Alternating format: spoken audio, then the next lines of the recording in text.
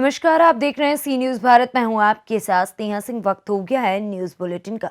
इस बुलेटिन में हम जानेंगे कि कहां नगर निगम के द्वारा चलाया जा रहा है अतिक्रमण हटाने का कार्य और कहां स्टेट बैंक की लापरवाही से कस्टमर के क्रेडिट कार्ड से फर्जी तरीके से 20,000 रुपए कटे। ऐसी तमाम खबरों पर विस्तार से करेंगे चर्चा। तो चलिए शुरू करते हैं खबरों का सिलसिला। जनपद में नामांकन के लिए पुलिस प्रशासन ने तैयारी शुरू कर ली है। पहले चरण में होना है चुनाव। 14 जनवरी से नामांकन शुरू होगा। एसएसपी सुधीर कुमार सिंह ने विधानसभा चुनाव की सुरक्षा व्यवस्था की जानकारी से अवगत कराया। वहीं दूसरी ओर एडीएम प्रशासन अजय कुमार सिंह ने अधिकारियों के साथ निरीक्षण किया और तैयारियों का जायजा लिया। उनके अनुसार अब कलेक्ट्रेट में बैरिकेडिंग के लिए बनाने का काम शुरू कर दिया गया है। बैरिकेडिंग से रोके जाएंगे लोग। प्रत्याशी के साथ सिर्फ 2 ही लोग जा सकेंगे नामांकन कक्ष में। आगरा में 10 फरवरी को होना है मतदान। वो पोलिंग डे है। चुनाव की तैयारियां कई महीने से की जा रही थी और जो अराजक तत्व हैं उनके खिलाफ लगातार कार्रवाई की जा रही है। शराब का जो संचरण है उसके बरामदगी के बारे में कार्रवाई की जा रही है। बीच में अभी मादक पदार्थों की खेप पकड़ी गई थी। ये सब चुनाव से संबंधित था। गुंडा एक्ट, गैंगस्टर एक्ट और 110G की कार्रवाइयाँ लगातार की जा रही हैं। 107 कार्रवाई की जा रही हैं। अब आने वाले दिनों में जो आर्म्स डिपोजिशन है वो होगा। जो और लोग ऐसे तत्व हैं जिनके खिलाफ जो चुनाव में गड़बड़ी कर सकते हैं उनके खिलाफ कार्रवाई होंगी।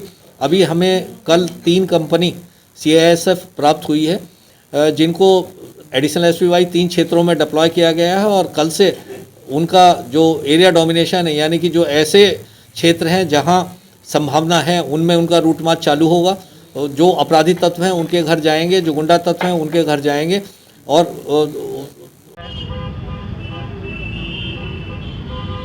नॉमिनेशन के संबंध में 14 तारीख से जो नॉमिनेशन शुरू होना है उसके संबंध में हम लोगों ने ये देखा है कि नॉमिनेशन कार्यालय से 100 मीटर दूर जो भी प्रत्याशी आएंगे उनको उनके वाहन को रोकना है और प्रत्याशी के साथ केवल 2 व्यक्ति और आ सकते हैं अंदर, तो उनको कहाँ पे बैरिकेड करके रोकना है ये हम लोग अभी निरीक्षण कर रहे थे। और बैरिकेटिंग टीम और जो प्रभारी सहायक प्रभारी हैं हमारे टेंट के बैरिकेटिंग के उनके साथ वार्ता की गई है। बस यही निरीक्षण कर रहे थे। आगरा से सीनू संवाददाता अनुज उपाध्याय की रिपोर्ट। गया नगर निगम के द्वारा जीबी रोड में प्रतिदिन चलाया जा रहा है अतिक्रमण हटाने का कार्य। वहीं दूसरी ओर गया शहर का अति व्यवस्थित मार्ग पी रोड पे किया गया अतिक्रमण को नजरअंदाज। वहीं इसके कारण राहगीरों को परेशानी हो रही है। एक तरफ जहां जीबी रोड का अतिक्रमण सभी अधिकारी को नजर आ रहा है तो दूसरी ओर केपी रोड पे छोटी बड़ी सभी दुकानें व फुटपाथ पे किया गया अतिक्रमण को नजरअंदाज किया जा रहा है। आज जीबी रोड में सर आप जो है अतिक्रमण हटाया जा रहा है, ठीक है सर, लेकिन गया का जो सबसे व्यस्ततम मार्ग है केपी रोड, जहाँ पर अस्थायी दुकानें बनी हुई है वहाँ पर मतलब जो है अतिक्रमण डिवाइडर पे कपड़ा वगैरह फुटपाथ लगा दिया जा रहा है। कोई आदेश नहीं है।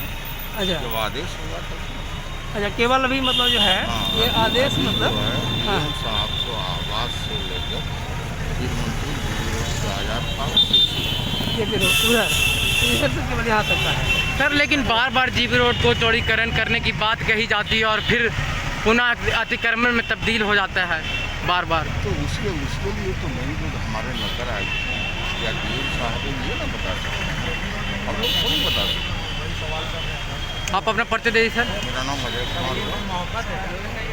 ये कितने दिनों अतिक्रमण का अभियान चलेगा? गया से सीनू संवाददाता अशोक शर्मा की रिपोर्ट। इंदौर क्राइम ब्रांच व भुवरकुआं पुलिस ने संयुक्त कार्यवाही करते हुए HP इंडियन ऑयल जैसी ब्रांडेड कंपनी के नाम से ऑयल पैकिंग कर मिलावटी ऑयल बनाकर बेचने वाले ऑयल गोडाउन पर छापामार कार्यवाही करते हुए मौके से एक आरोपी सहित लाखों रुपए की नकली ऑयल जब्त किया है। अब पुलिस पकड़े गए आरोपियों से पूछताछ कर रही है। सर, कोई ऑयल फैक्ट्री पे छापा मारा है, क्या कार्रवाई करी है, कितने आरोपी पकड़े हैं? कल क्राइम ब्रांच की टीम और भवरकुआं थाने की टीम के द्वारा एक गोडाउन पे रेड करी गई। उसमें मिलावटी जो लुब्रिकेंट ऑयल होता है उसकी फैक्ट्री पकड़ी गई है। इसमें अलग अलग कंपनियों के जो ड्रम आते हैं उन ड्रम से तेल निकालकर और उसमें कलर के साथ में कच्चे तेल को मिलाकर और उसको सील करके इस तरह से जो है ये वारदात को अंजाम दिया जाता था। इसमें जो गोडाउन के जो मालिक हैं कपिल, उनको उसमें गिरफ्तार किया गया है और इसमें और अन्य जगहों से ये कहाँ से ये सब सामान लाते थे इस संबंध में पूछताछ चल रही है। सर कौन सी कंपनी का ऑयल के नाम से बेच रहे थे? स्टिकर वगैरह भी मिले हैं? ये लगभग सभी जितनी कंपनियां हैं जो लुब्रिकेंट की आती हैं उन सभी कंपनियों की ये यहाँ पे जो है कार्य चल रहा था। सर कितने लीटर ऑयल जब्त करा है और क्या क्या मिला है मौके से? मौके से हमको जो ड्रम होते हैं जो जिसमें ये मिलावट करते थे, स्टिकर, उन स्टिकर को चिपकाने की मशीन और कच्चे तेल में मिलाने के लिए रंग, तो ये सभी चीज़ें बरामद हुई हैं। सर कितने समय से संचालित कर रहे थे? ये काफ़ी समय से संचालित हो रहा था, ऐसी सूचना थी, इसी आधार पर ही रेड डाली गई थी। इंदौर से सीनू संवाददाता सुरेश बैरागी की रिपोर्ट। इंदौर के लसूड़िया पुलिस ने 2 ऐसे आरोपियों को गिरफ्तार करने में सफलता हासिल की है जो कि जिस कंपनी में काम करते थे उसी कंपनी के सॉफ्टवेयर चोरी कर लाखों रुपए में बेच दिया करते थे। इंदौर लसूड़िया थाना द्वारा दोनों ही आरोपियों को अजमेर से गिरफ्तार कर इंदौर लेकर आई, जिस पर आरोपियों द्वारा कई बड़े खुलासे करते हुए दोनों ही आरोपियों को लाखों रुपए के सॉफ्टवेयर के नाम पर लोगों से धोखाधड़ी का खुलासा किया है। सर एक धोखाधड़ी का मामला दर्ज करवाया था आपने, क्या पूरा मामला था और अभी तक आपका जो पेमेंट था उसकी रिकवरी किस प्रकार से हुई है? अभी तक क्या हुआ? अभी तक तो कोई भी रिकवरी नहीं हुई है। असलम अंसारी और तजम्मुल अंसारी नाम के 2 बंदे थे जो मेरे यहाँ काम सीखने के लिए आए थे और मेरे साथ ही रहते थे। मैं ही उनको खाने पीने का करता था सब कुछ अरेंजमेंट, और मेरे साथ में ही रहते रहते उन लोग धोखाधड़ी कर दिए। मतलब जो सॉफ्टवेयर मैं सेल करता हूँ तो वो अपने अकाउंट में पैसे मंगाने लगे। मतलब कॉल, हाँ, अपने अकाउंट में मतलब फ़ोन उठाते थे, बोलते थे कि हाँ मैं मोहित बोल रहा हूँ, इस अकाउंट में इस नंबर पे गूगल पे कर दो, और कुछ पैसे मेरे अकाउंट में मंगाते थे ताकि मेरे को उन पर डाउट ना हो। मेरे साथ ही रहते थे, मैंने ही उनको ट्रेनिंग दिया था, मैंने ही सिखाया था, भाई टाइप से मानता था उनको। लेकिन फिर बाद में पता चला कि वो अपने अकाउंट में मंगा रहे हैं, तो फिर मैंने पुलिस में कंप्लेन की।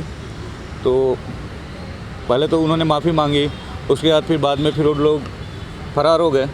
मतलब बाद में उन लोग घर चले गए और घर जाने के बाद उन लोग दोबारा वही काम शुरू करने लगे, और बाद में पता चला कि उन लोग लाखों रुपए का घपला कर चुके हैं। तो मैंने उनको साइबर क्राइम में कंप्लेन कर दी।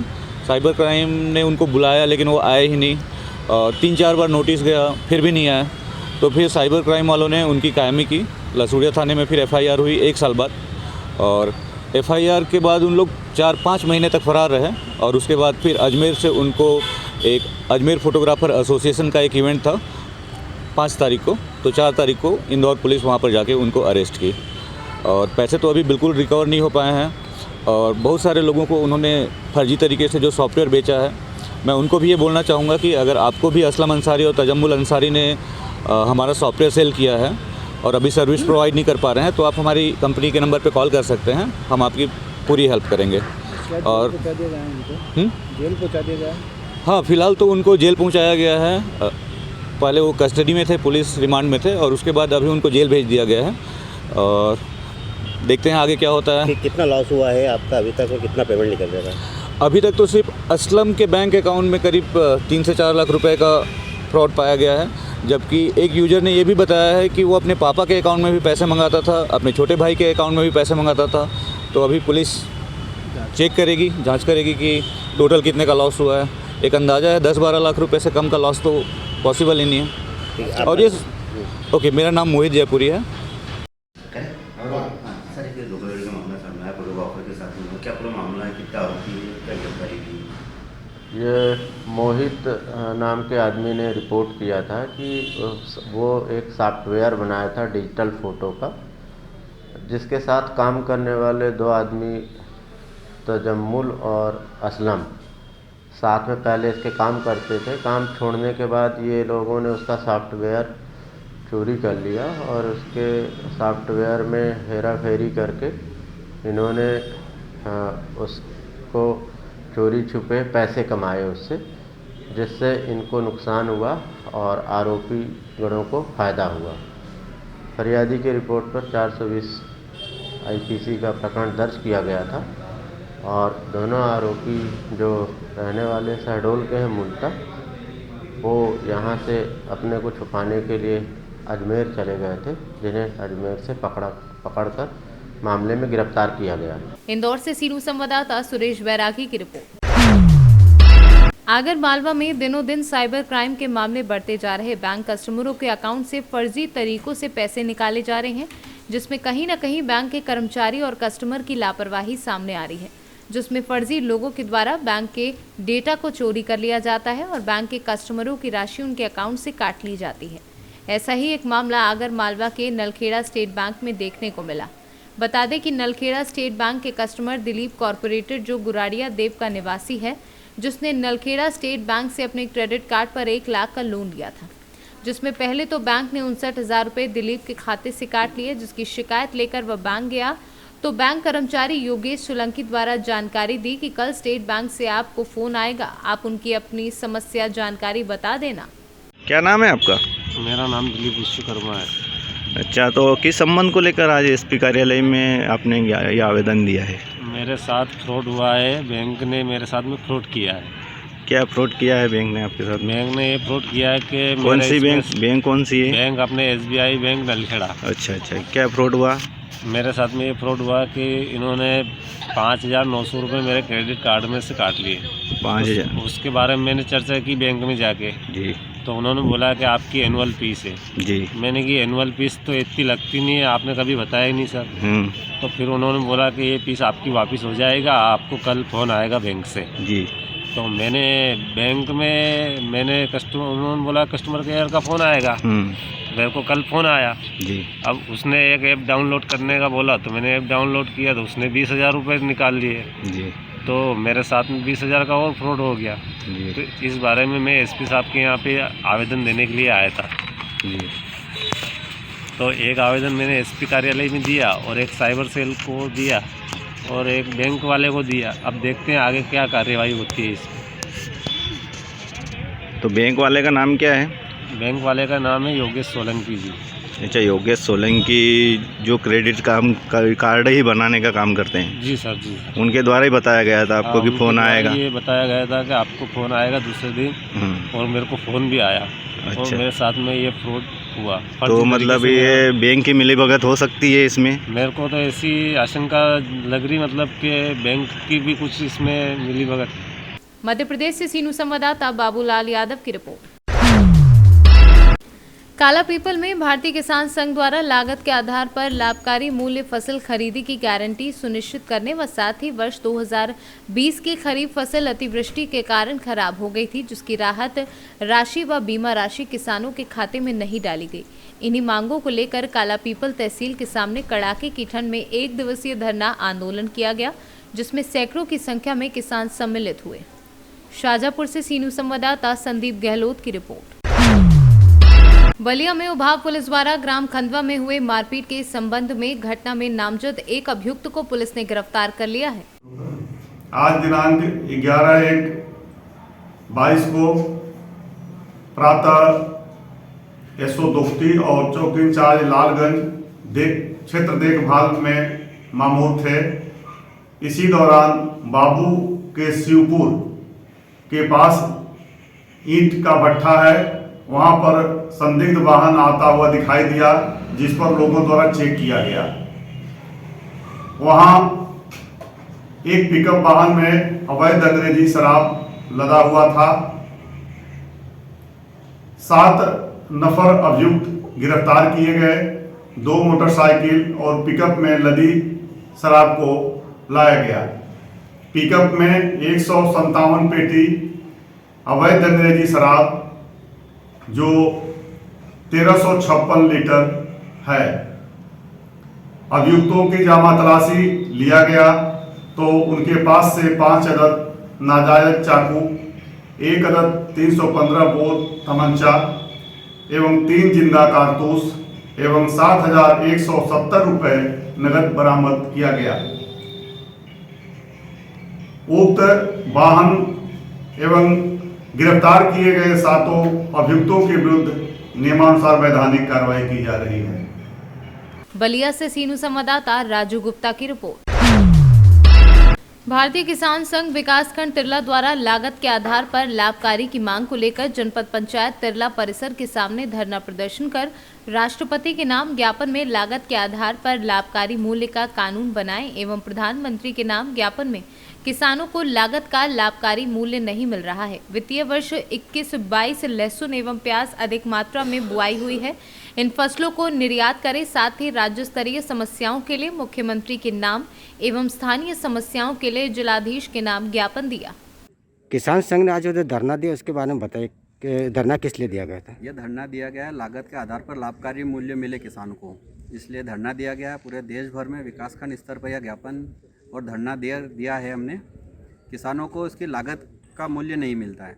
किसानों को हमेशा न्यूनतम मूल्य मिलता है और कई जगह तो वो भी न्यूनतम मूल्य कई फसलों का नहीं मिलता है। इसका क्या निराकरण चाहते हो आप? इसका निराकरण ये चाहते हैं कि इस पर कानून बने और या सरकार इस पर प्रावधान बना दे कि समर्थन मूल्य से कम ना बिके और हमें तो लागत के आधार पर लाभकारी मूल्य मिल जाए। आपने ज्ञापन किसके नाम से दिया? ज्ञापन हमने राष्ट्रपति महोदय के नाम से दिया, प्रधानमंत्री महोदय, मुख्यमंत्री महोदय के नाम से ज्ञापन दिया। आपका नाम, आपका पद? नाम अमोल पाटीदार, निवास तिरला, जिला प्रचार प्रसार प्रमुख भारती के साथ। धार से सीनू संवाददाता पंकज शर्मा की रिपोर्ट। आगामी विधानसभा चुनाव 2022 को लेकर आज प्रयागराज जिले के करछना थाना क्षेत्र में केंद्रीय रिजर्व पुलिस के साथ करछना थाना प्रभारी टीकाराम वर्मा द्वारा केंद्रीय रिजर्व पुलिस बल का स्वागत किया गया, जिसके बाद क्षेत्र के करेहा, करछना, बरदाहा, कौवा बाजार, भड़वेरा, बीरपुर, भाई, डीहा, पचदेवरा आदि गांव में जाकर पैदल गश्त किया और लोगों से अपील की कि वह किसी तरह के बहकावे और किसी भी तरह के दबाव में न आए। सर, आज फ्लैग मार्च था, क्या उद्देश्य था और कहां पे फ्लैग मार्च किया गया है? ये सही सवाल है आपका। फ्लैग मार्च इसलिए किया गया कि चुनाव के पूर्व जनता में विश्वास की भावना उत्पन्न करने के लिए, कि जनता में ये विश्वास हो सके कि हम निडर होकर अपने मतदान का एक्सरसाइज कर सके। केवल और केवल मात्र इतना ही उद्देश्य है। जनता में भरोसा पैदा हो कि जो आगामी चुनाव है, जिस भी तिथि को यहाँ चुनाव है, हम खुल के सामने आए और अपने मतदान को एक्सरसाइज करें। कितनी संख्या में फोर्स थी और कहां पे ये किया गया है? देखिए, पूरे जनपद को 4 कंपनियां अभी तत्काल प्रदान की गई हैं और ये अलग अलग थाना क्षेत्रों में ये फ्लैग मार्च किया जा रहा है। और पूरी संख्या, आप एग्जैक्ट जो संख्या बता रहे हैं वो संख्या बताना संभव नहीं है।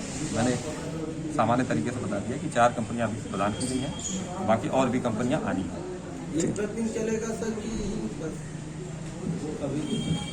ये जिला पुलिस इसके बारे में आपको जानकारी दे पाएगा, क्योंकि हम केंद्रीय पुलिस में इसके बारे में ज्यादा जानकारी हमारे पास। ठीक। प्रयागराज से सीनू संवाददाता मंगला प्रसाद पटेल की रिपोर्ट।